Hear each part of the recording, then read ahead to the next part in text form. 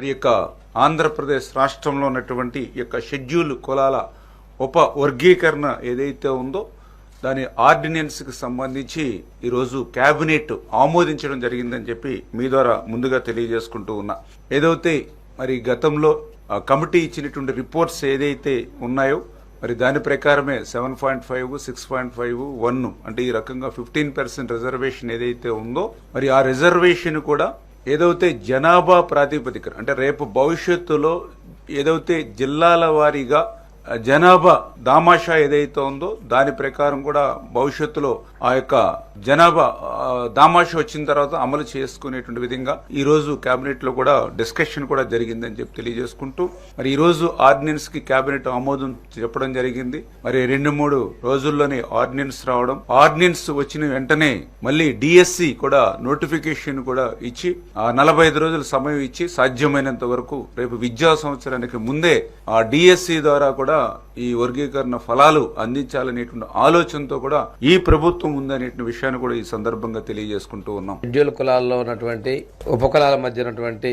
అంతరాలను సరిచేసుకుంటూ వివిధ ఉపకులాల మధ్య ఏకీకృత మరియు సమానమైన పురోగతి కోసం ఉపవర్గీకరణ అమలు చేయడానికి ముసాయిదా ఆర్డినెన్స్ ప్రతిపాదనను రాష్ట్ర కేబినెట్ ఈ రోజు ఆమోదించడం జరిగింది. ఇది ఉపవర్గీకరణ అమలు చేయడానికి ఏప్రిల్ 15, 2028 మంత్రివర్గ సమావేశంలో ఆర్డినెన్స్ కు ఆమోదం లభించింది. అన్ని ఉపకులాల వర్గాల ఏకీకృత మరియు సమాన ప్రగతిని నిర్ధారించడమే ఈ ఆర్డినెన్స్ యొక్క ముఖ్య ఉద్దేశం. 59 షెడ్యూల్ ఉపకులాలను వెనుకబాటుతనం మరియు సామాజిక సమైక్యతల ఆధారంగా 3 సముదాయాలుగా విభజించడం జరిగింది. ఈ 3 సముదాయాల రిజర్వేషన్లను మొదటి గ్రూప్ లో 12 ఉపకులాలకు 1% రిజర్వేషన్, రెండవ గ్రూప్ లో 18 ఉపకులాలకు 6.5% రిజర్వేషన్, మూడవ గ్రూప్ లో 29 ఉపకులాలకు 7.5% రిజర్వేషన్ ని కేటాయిస్తూ వన్ మెన్ కమిషన్ యొక్క రిపోర్ట్ ఆధారంగా సుప్రీంకోర్టు జడ్జిమెంట్ ఆధారంగా ప్రభుత్వం ఈ చర్యలు తీసుకుంది. దీనికి ఈ రోజున రాష్ట్ర కేబినెట్ ఆమోదం చేసిందండి. ఉపవర్గీకరణ కోసం 200 పాయింట్ల రోస్టర్ వ్యవస్థను కూడా అనుసరించడం జరుగుతుంది. ఇది 1 నుంచి 100 వరకు ఒక సైకిల్, 101 నుంచి 200 వరకు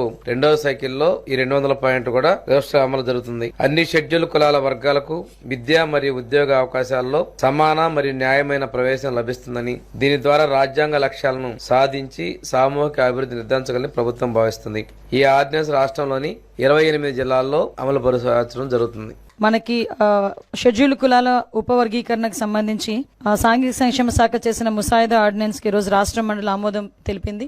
ఏదైతే గౌరవ ముఖ్యమంత్రి గారు చంద్రబాబు నాయుడు గారు ఉద్దేశం, అదేవిధంగా అంబేద్కర్ గారు గాని జగజ్జీవన్ రావు గారు గాని ఎప్పుడూ కూడా ఆలోచించే విధానం సమాన స్వేచ్ఛా అవకాశాలు ఉండాలి, సమాన అవకాశాలు ఉండాలని ఒకే ఒక ఉద్దేశంతో వాళ్ళు చేసిన ఆ రోజు తీసుకున్న నిర్ణయం, ఆ రోజు నుంచి ఈ రోజు వరకు కూడా ఆ నాయకుల తాలూకా మార్గదర్శకాలతో ఈ రోజు నడుస్తున్న ప్రభుత్వాలు మనందరం కూడా చూసాం. వాళ్ళ తాలూకా మార్గదర్శకాలని, వాళ్ళ తాలూకా దిశానిర్దేశాన్ని కూడా ఈ రోజు ప్రజలకు అందజేయాలనే ఉద్దేశంతో గౌరవ చంద్రబాబు నాయుడు గారు తీసుకున్న ఈ నిర్ణయం, అదేవిధంగా సుప్రీంకోర్టు ఆర్డర్ ప్రకారం వన్ మెన్ కమిటీ వేసే వన్ మెన్ కమిటీ ఇచ్చిన రిపోర్టు ప్రకారం సుమారుగా చాలా రోజులు 13 జిల్లాలు కూడా కంబైన్డ్ జిల్లాలు తిరిగి ప్రతి ఒక్క కుల సంఘాలు వాళ్ళ తాలూకా అభిప్రాయాలు తీసుకుని ఈ రోజు మాకు ఒక రిపోర్ట్ తయారు చేసి ఇచ్చారు. ఆ రిపోర్ట్ ని కూడా ఒక 5 మెన్ కమిటీని ఏర్పాటు చేసిన గౌరవ ముఖ్యమంత్రి గారి ఆధ్వర్యంలో 5 మెన్ కమిటీని కూడా ఏర్పాటు చేయడం జరిగింది. 5 మెన్ కమిటీ ఇచ్చిన రిపోర్టు ని బేస్ చేసుకుని ఆ రోజు మంత్రిమండలిలోని ఒకసారి మనం అందరం దానికి ఆమోదం పొందాం. అది మళ్ళా కేంద్ర ప్రభుత్వం దగ్గరికి వెళ్లి మళ్ళా తిరిగి ఆర్డినెన్స్ రూపంలో వచ్చిన తర్వాత ఆ ఆర్డినెన్స్ ని కూడా ఈ రోజు రాష్ట్ర మంత్రిమండలి